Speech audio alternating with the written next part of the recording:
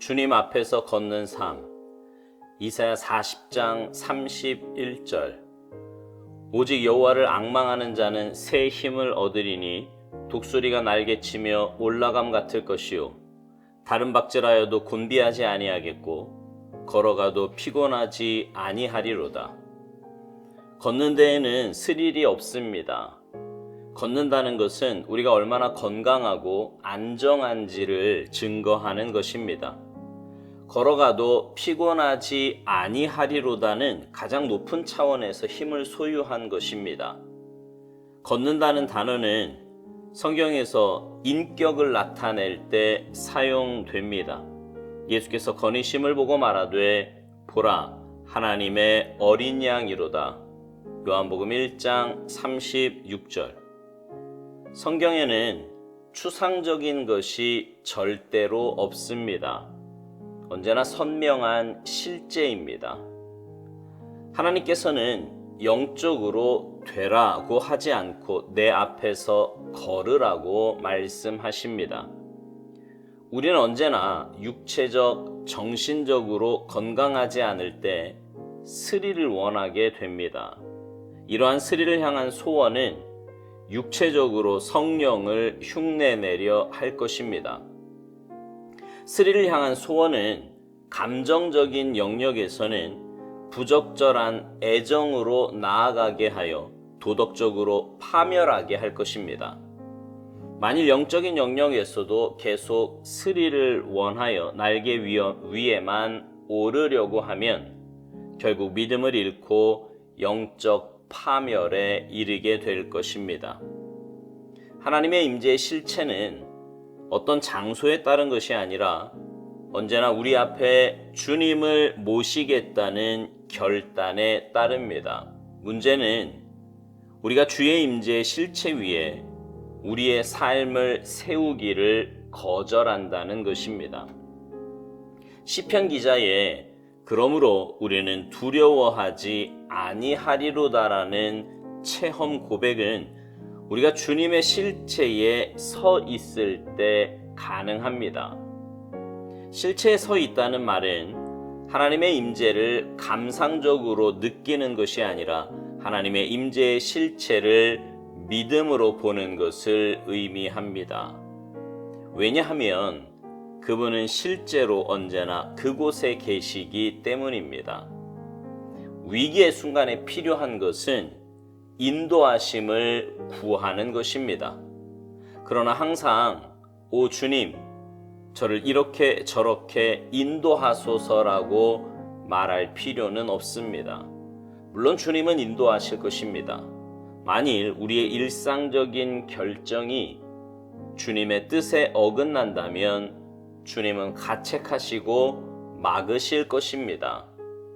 그러한 때 우리는 잠잠히 주님의 임재를 바라보는 가운데 그분의 인도하심을 기다려야 합니다.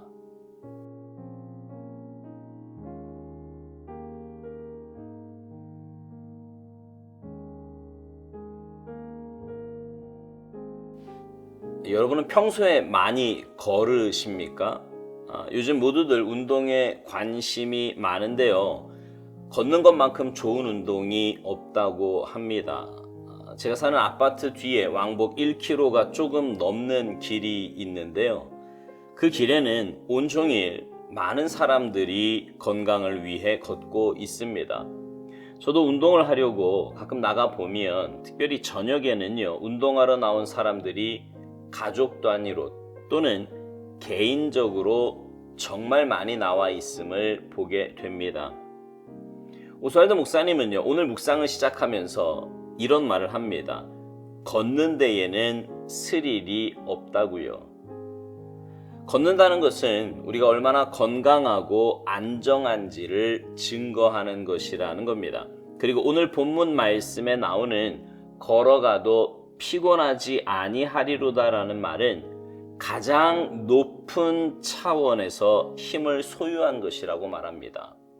그러니까 걷는다는 것이 뭔가 특별한 것은 아니지만 한 인격체가 갖는 건강함의 기준이 되는 것이라는 말이지요. 그러면서 오스왈드 목사님은 이 걷는다는 개념을 성경에서는 인격을 나타낼 때 사용한다고 보았습니다. 그래서 예수님의 걸으심을 보고 요한이 하나님의 어린 양이라고 고백한 것이나 하나님께서 우리를 향해 영적으로 되라 하지 않고 내 앞에서 걸으라고 하신 말씀이나 모두 같은 개념으로 설명하였습니다. 오늘 묵상의 제목이 주님 앞에서 걷는 삶입니다. 주님 앞에서 걷는다는 것은요, 영적으로나 육적으로 가장 건강하고 행복한 삶을 사는 것을 말합니다. 뭔가 특별한 것은 아니지만 매일의 삶에서 주님 주시는 은혜와 평안 가운데 내게 맡겨주신 일들을 하나하나 감당하며 살아가게 됩니다. 다람쥐 쳇바퀴 도는 것 같은 그런 일상이지만 그 안에서 영적인 성숙이 있고 은혜의 누림이 있으며 서로에게 선한 영향력을 주며 살아갑니다. 이런 삶이 바로 주님 앞에서 걷는 삶입니다. 평범하지만 스릴이 없는 것 같지만 건강하고 안정적인 삶인 거지요.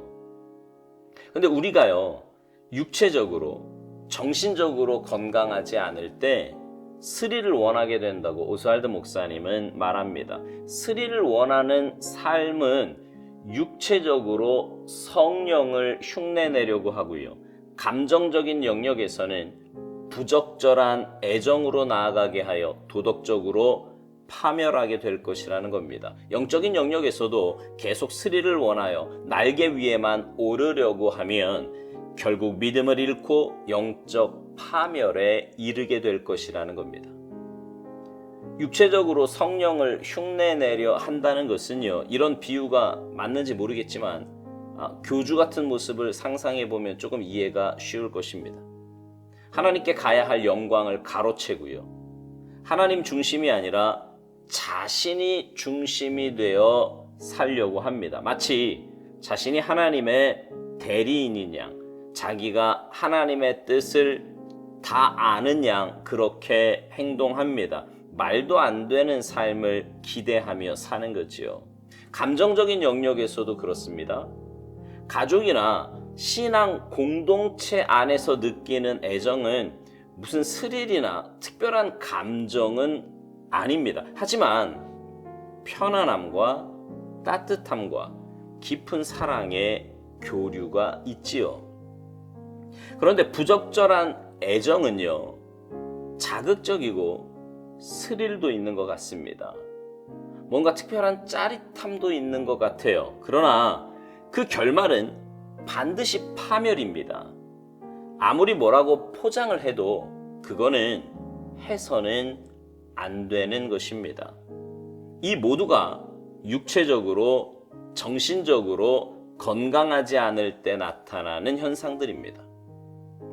오스왈드 목사님은요, 하나님의 임재의 실체에 대해서 이런 말을 합니다. 하나님의 임재의 실체는 어떤 장소에 따른 것이 아니라 언제나 우리 앞에 주님을 모시겠다는 결단에 따른 것이라고요.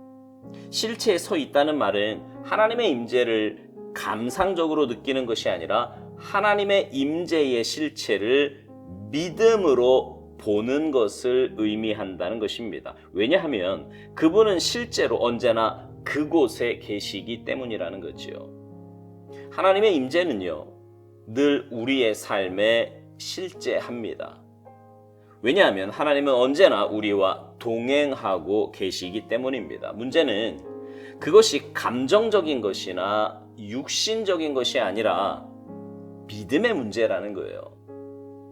믿음으로 그 사실을 받아들여서 우리가 하나님 앞에서의 삶을 살아갈 때 우리는 주님 앞에서 걷는 삶을 살게 되는 것입니다. 시편 46편 1절 이하에 보면 이런 말씀이 있습니다. 하나님은 우리의 피난처시요 힘이시니 환난 중에 만날 큰 도움이시라. 그러므로 땅이 변하든지 산이 흔들려 바다 가운데 빠지든지 바닷물이 솟아나고 뛰놀든지 그것이 넘침으로 산이 흔들릴지라도 우리는 두려워하지 아니하리로다. 이런 체험을 고백하는 것은요, 주님의 실체에 서 있을 때 가능하다고 오스왈드 목사님은 말합니다. 믿음의 눈을 들어 주님 나와 함께 하심을 보게 될 때 어떤 감정적인 느낌이 없거나 육신의 눈으로 무엇을 보지 못한다고 할지라도 이런 고백을 할 수 있다는 거예요. 우리는 살면서요, 삶의 위기를 만납니다. 그때 우리에게 필요한 것은 하나님의 인도하심을 구하는 것입니다. 그런데 그 인도하심은 내가 원하는 방향대로 이렇게 저렇게 해주실 것을 구하는 것이 아님을 오스왈드 목사님은 말합니다. 오히려 그때가 주님의 뜻을 구할 때고요. 만일 우리의 상식적인 결정이 주님의 뜻에 어긋난다면 주님은 가책하시고 막으실 것이라는 겁니다. 우리가 할 일은 그러한 때에 잠잠히 주님의 임재를 바라는 가운데 그분의 인도하심을 기다려야 한다는 거지요. 그렇습니다. 주님의 인도하심은 내가 원하는 방향이 아니라고 할지라도 가장 선하고 내게 가장 좋은 것입니다. 그러니 주님 나와 함께 하심을 사모하며 그분의 인도하심을 기대해야 합니다. 매일매일 우리가 삶에서 걷는 일이 지극히 평범하고 별거 아닌 것 같지만 그 걸음을 통해 내게 주어진 일을 감당할 수 있는 것처럼 영적으로 주님 앞에서 걷는 삶이 평범하고 별거 아닌 것 같지만 그 걸음을 통해 하나님의 인도하심과 역사하심을 체험하는 복된 삶이 되기를 간절히 소망합니다. 그래서 날마다 주님의 인도하심 속에서 믿음의 길 올곧게 걸어가는 아름답고 복된 삶이 되시기를 주님의 이름으로 축복합니다. 아멘.